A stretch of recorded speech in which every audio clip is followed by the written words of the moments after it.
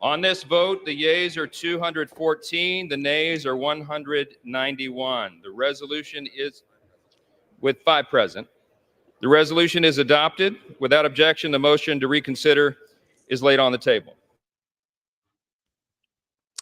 Well, there it is. We are live. Let it be known. Breaking news from the U.S. Capitol. The House voted to censure Democratic Representative Jamaal Bowman of New York for falsely pulling a fire alarm in the House office building back in September. It was a 214 to 191 vote. 5 members voted present, and 3 Democrats actually voted with Republicans to censure Jamaal Bowman. Austin Cooper, what is this all about? Is it more than just pulling the fire alarm? Yeah, I mean, it is, and good to see you, Stacy and Greer and everybody.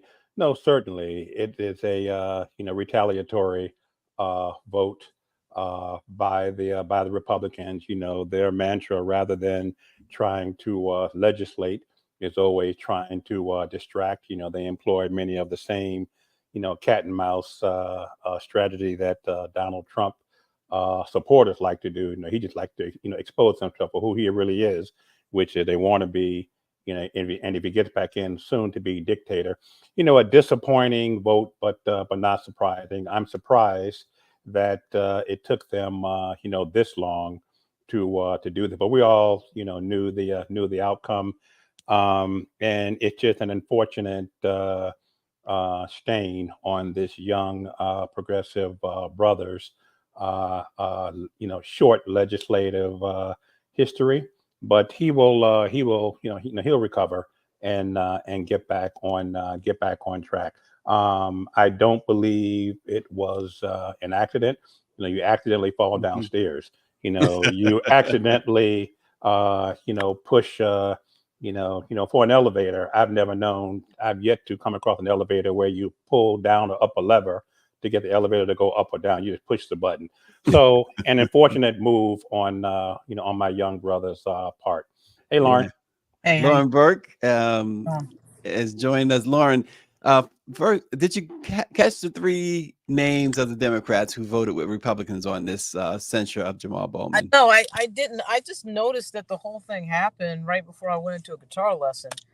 And I spent the morning walking around on the picket line with my colleagues at the Washington Post. So I wasn't really paying attention to the news. And then suddenly I see that Bowman has been censured.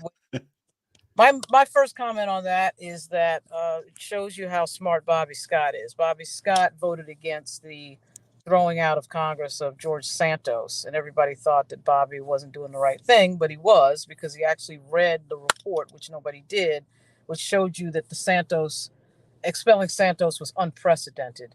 Mm-hmm. And frankly, I think the whole Black Caucus should have voted against that, because what it effectively does is it allows the majority in Congress to suddenly decide to throw somebody out. And here we have, days later, a censure for a Black Caucus member, who, by the way, Lauren, and I'll let you finish. But here are the 3 Democrats: Chris Pappas, Johanna Hayes, and Marie Perez all voted with Republicans to censure Jamaal Bowman. So I don't understand why Johanna Hayes is doing that, because for a lot of reasons, chief of which is anybody walking up to you in your district in Connecticut and asking you about Jamaal Bowman? I tend to doubt that. Is anybody, correct? You're in the voting booth going, I can't vote for you because you didn't censure Jamaal Bowman of the Bronx. That makes absolutely no sense to me. So whatever. I think a lot of times the members want to flex and act like, they're doing something, but certainly Donna Edwards had that habit when she was in there. She was on ethics, and she was trying to always prove that she could punish people, including Maxine Waters, which made no sense, and Charlie Rangel, which made no sense.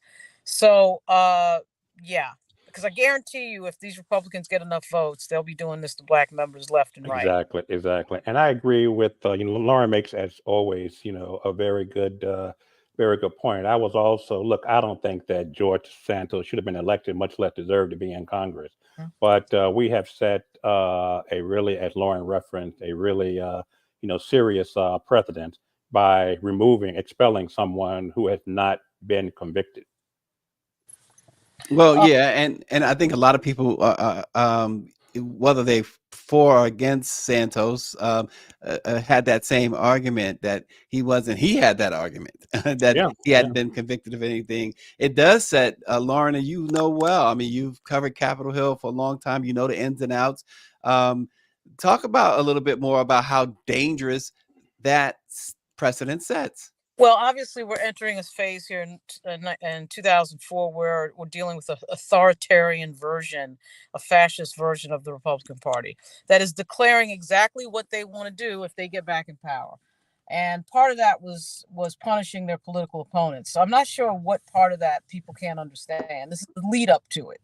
Kind of Hmm. reminds me of the Charlottesville situation in Virginia in 2017. We saw lead ups to that. We saw things that happened before that, and they always ease into it. Frankly, given the history of Adam Clayton Powell, of him not being seated, and then of course the Supreme Court deciding to flip that decision over, what it would tell you is that, again, it is not a coincidence that all of these things are happening. We have the biggest Black caucus in history, 60 members. We're going to have a historic Speaker of the House in Virginia with Don Scott.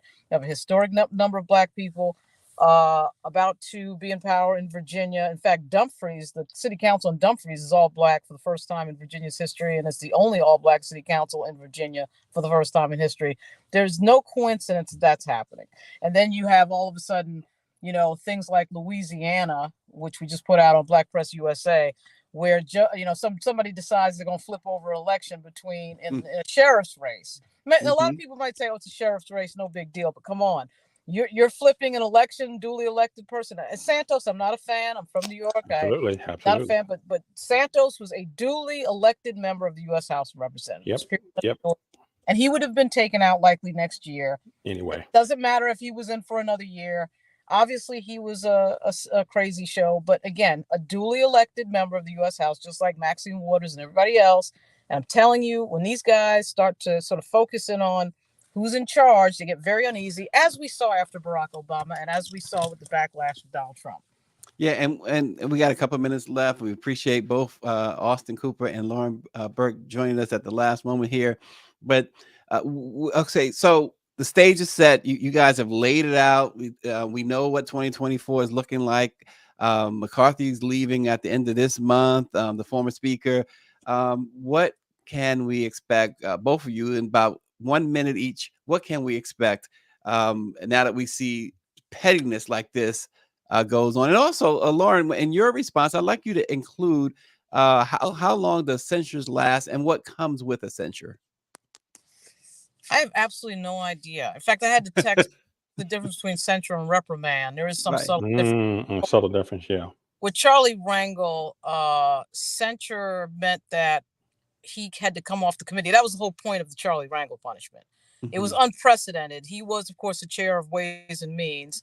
The Republicans didn't like a Black person doing tax policy or anything to do with the money.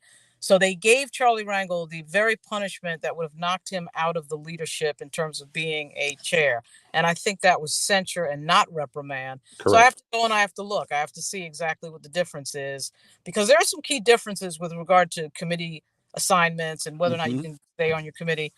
Of course, Bowman would not have been a chair of a committee because he's in the minority. But I'm just saying, who knows? Does it last next? I mean, if he's censured now, can he never take a chair? I don't know. I have to go check that. But I can guarantee you there's some difference that was key in this. And going forward quickly, Lauren, what do you see in Congress? Well, what I see in Congress, hopefully, is them going on Christmas recess soon, because it was a crazy year. And of course, with McCarthy leaving, they, as you just saw yesterday, they voted against the authorization of more billions going overseas to Ukraine, which I'm not certain was a bad thing. I think the Republicans might have. Well, you heard what Biden said, right? Yeah. Said you're going to see U.S. troops fighting Russian troops. Yep. Okay. Say whatever he wants. We can't afford everything. And when I drive through D.C. and when I drive through parts of Virginia and I see homeless people living in tents, and then I find out that 10 billions in tax money, up to $100 billion is overseas, I have a problem with that. Absolutely. Okay, I'm just going to say that. I have a problem with that calculus. Yeah. Austin? And I think next year is going to be more of the same. we will really be officially in the election year, and I don't see there being anything substantive done by this Congress.